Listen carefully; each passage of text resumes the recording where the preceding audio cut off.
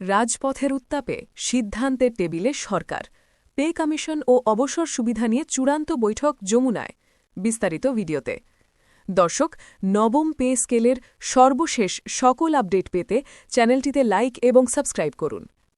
আজ আর কোনো গুজব নয়, আজ আর কোনো প্রতিশ্রুতির নাটক নয়। আন্দোলনের চাপে রাষ্ট্রযন্ত্র নড়ে উঠেছে। কর্মচারীদের টানা আন্দোলন, কর্মসূচি, হুঁশিয়ারি আর রাজপথের উত্তাপে বাধ্য হয়ে এইমাত্র যমুনায় শুরু হয়েছে জরুরি বৈঠক।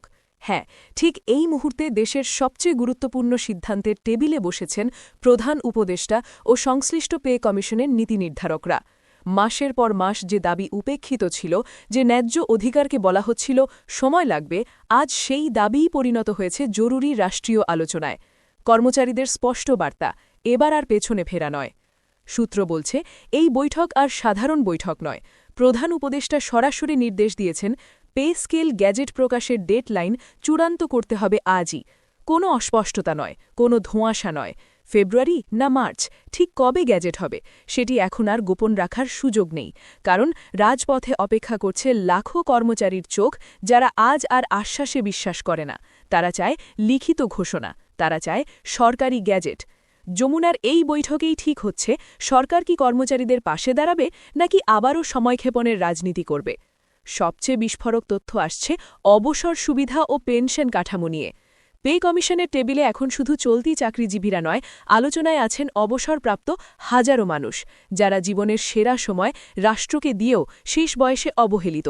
জানা যাচ্ছে, বিদ্যমান পেনশন ব্যবস্থায় বড় ধরনের পরিবর্তনের প্রস্তাব এসেছে, যেখানে গ্র্যাচুইটি, মাসিক পেনশন ও ইনক্রিমেন্ট কাঠামোতে যুগান্তকারী সিদ্ধান্ত হতে পারে।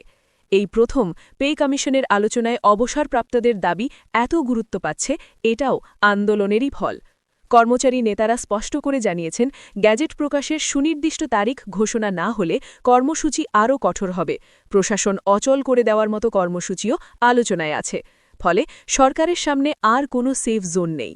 আজকের বৈঠক থেকে যদি পরিষ্কার ঘোষণা না আসে, তাহলে এই আন্দোলন আর শুধু বেতন কাঠামোর মধ্যে সীমাবদ্ধ থাকবে না, এটা পরিণত হবে আস্থার সংকটে। আর সেই ঝুঁকি সরকার নেবে কিনা সেটাই এখন দেখার বিষয়। সব মিলিয়ে যমুনার ভেতরে এই মুহূর্তে যা ঘটছে তা শুধু একটি মিটিং নয়, এটা এক ধরনের চূড়ান্ত মোকাবিলা।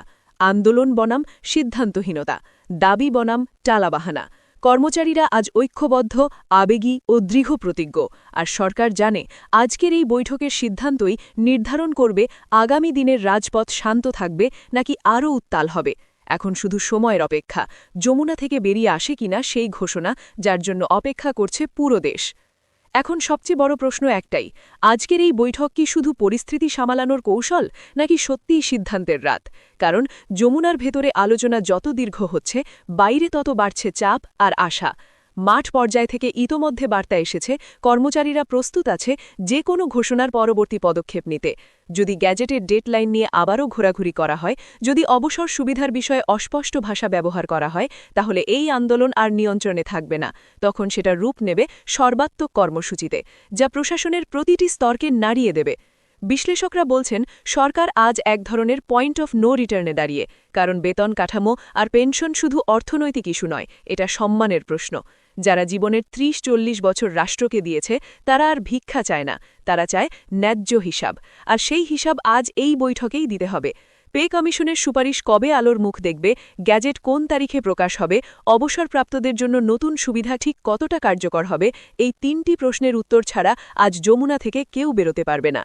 সবচেয়ে গুরুত্বপূর্ণ বিষয় হল, আজকের সিদ্ধান্ত শুধু বর্তমান পরিস্থিতি নয়, আগামী মাসগুলোর রাজনৈতিক ও প্রশাসনিক বাস্তবতাও নির্ধারণ করবে।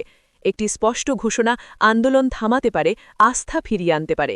আর একটি অস্পষ্ট বক্তব্য পরিস্থিতিকে আরও বিস্ফোরক করে তুলতে পারে। তাই আজকের এই বৈঠক ইতিহাসে লেখা হবে। এটা হবে হয় দাবি আদায়ের দিন, না হয় আরও কঠিন আন্দোলনের সূচনা দিন। এখন দেশের লাখো কর্মচারীর চোখ যমুনার দিকেই, কারণ আজকের রাতেই জানা যাবে সরকার সত্যিই সিদ্ধান্ত নিতে পারল কিনা। এই মুহূর্তে বিষয়টা বেতন বা পেনশনের অঙ্কে সীমাবদ্ধ নেই, বিষয়টা আস্থার। সরকার কি তার কর্মচারীদের বিশ্বাস ভাঙবে নাকি সাহসী সিদ্ধান্ত নিয়ে আস্থা ফিরিয়ে আনবে, সেই পরীক্ষার মধ্যে দিয়ে যাচ্ছে আজকের বৈঠক। যমুনার বর্জার ভেতরে যত দেরি হচ্ছে, বাইরে তত বাড়ছে প্রত্যাশা আর ক্ষোভ। একটি স্পষ্ট ঘোষণা বহুদিনের ক্ষত শুকাতে পারে, আবার একটি অস্পষ্ট বাক্য আগুনে ঘি ঢালতে পারে। সিদ্ধান্ত এখন সরকারের হাতে, কিন্তু ফল ভোগ করবে পুরো দেশ। আজ আর সময় কেনার সুযোগ নেই। আজ আর কমিটি, সুপারিশ, আশ্বাসের রাজনীতি চলবে না। কর্মচারীরা চায় তারিখ, চায় গ্যাজেট, চায় অবসর জীবনের নিরাপত্তা।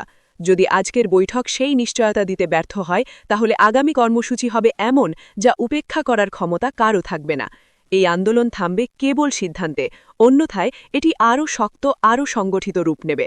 এখন শুধু অপেক্ষা যমুনা থেকে আসে কিনা সেই ঘোষণা, যা লাখো মানুষের ভবিষ্যৎ ঠিক করে দেবে।